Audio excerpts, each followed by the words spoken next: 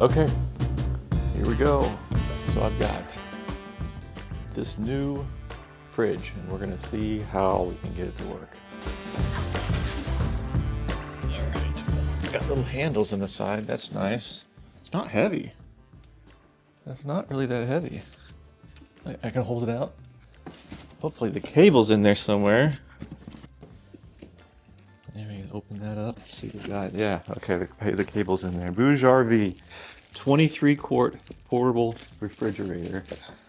Now, we got this because we were told, and from what I could tell, it fits in the Tesla Model Y.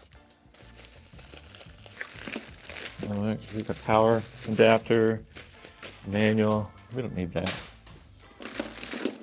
Power adapter, car adapter. Any idea what these things are? Are they feet? Oh yeah, they're feet. They're feet because they fit. What do I do with them? Just stick them in my pocket just in case? You know what? I just thought of something. This is what we're gonna do.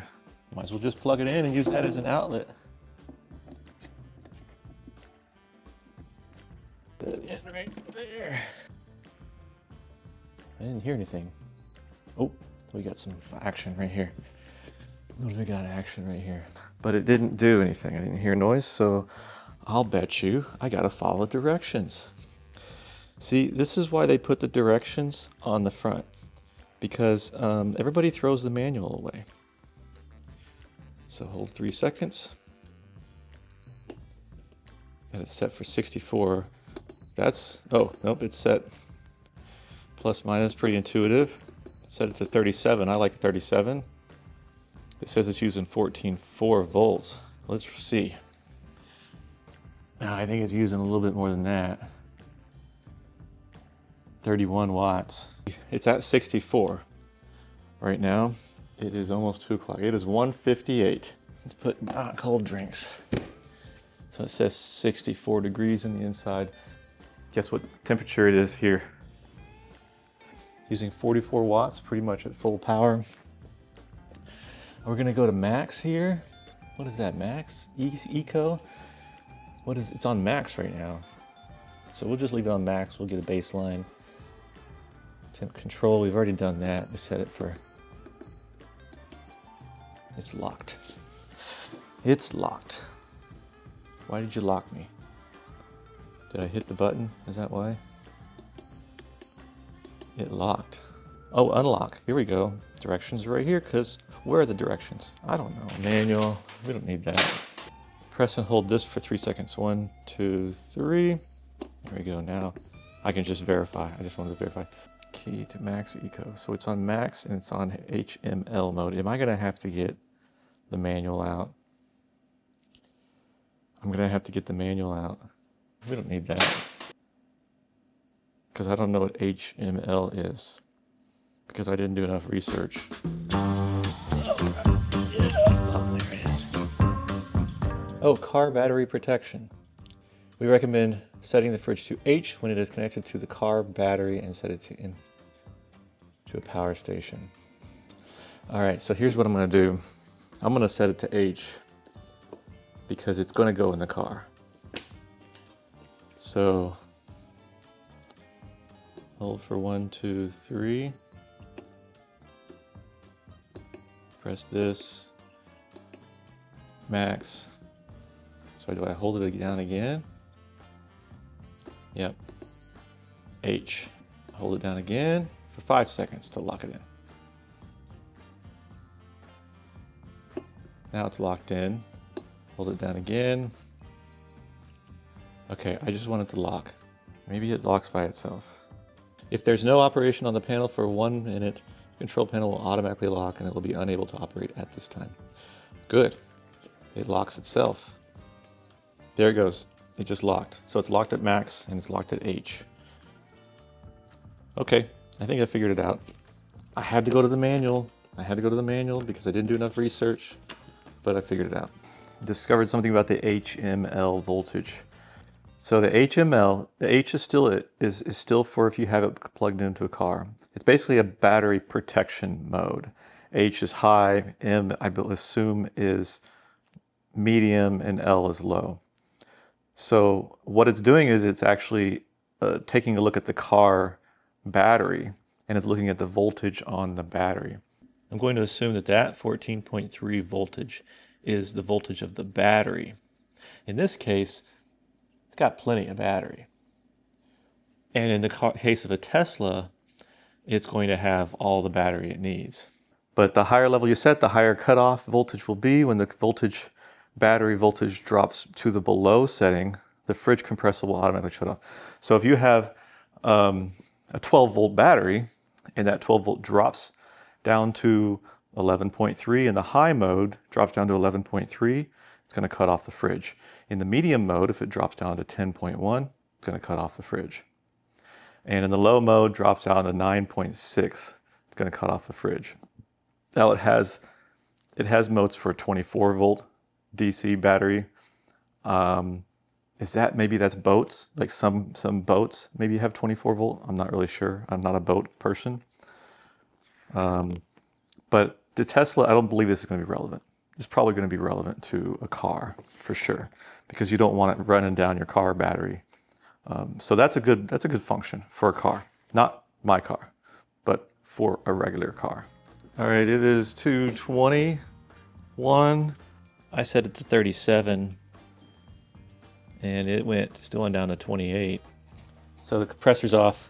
It probably just overshot in max mode. Let's switch it. All right, let's switch it to eco mode, but about 20 minutes to get to that temperature.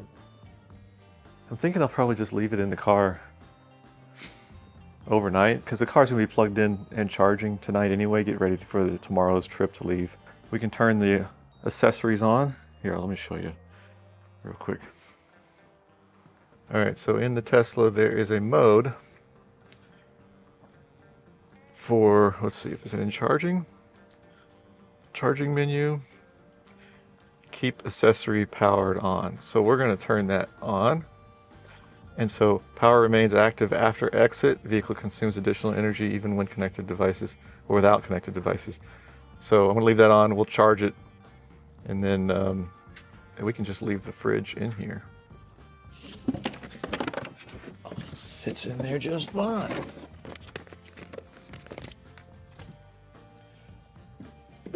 It's not perfectly level because the floor isn't perfectly level. I'm going to take some of the packaging, put it under here. That's better. There's a look on how it fits into the sub-trunk of a Model Y. The mattress is in the sub-trunk. The BougeRV is going to stay right here because it's the first thing that moves out of the car, and it will be powered by that battery while at the campsite.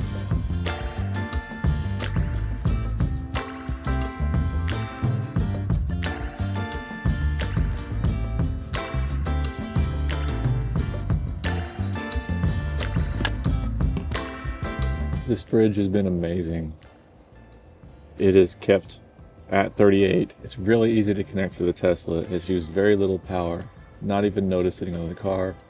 All right, final thoughts on the BougeRV mobile fridge. Great experience so far. The only issues I've found so far is we had some vegetables in there that we did find on the verge of being frozen. I have it set to 37.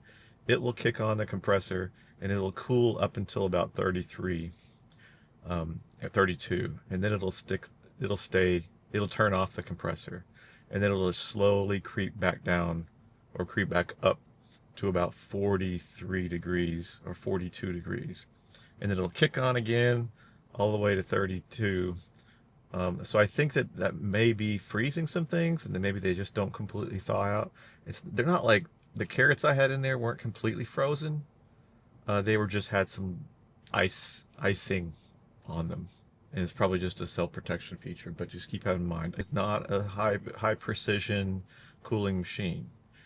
It's kept the drinks just fine. None of my drinks froze. We just had a couple of vegetables that had some ice on it. For the most part, it's been great. In the back, it's been really nice. My wife right now is at the store. I'm charging, and she can now feel free to get some meat or to get something that could go bad on the way home. We got another 2, almost 3 hour drive to get home. So we can put, get ice cream. Actually, it's a fridge right now, but if we wanted to get ice cream and that's all you had in there, it could be a freezer too. So you could turn it down to 0 degrees, put the ice cream in there, and you could go off and do whatever you needed to do. Works great in a Tesla. Yeah, it just works. It works. I'm probably going to end up using it as my primary fridge in the garage, and then when the wife needs to go to the store, she's just going to grab it, stick it in her car, plug it in, and go off to do what she needs to do. So far, very happy with the fridge. No issues. All right, that is the review. This is my experience in my limited amount of time I've had it. Maybe I can do an update review if there's something goes wrong or something like that. Who knows? All right. See you next time.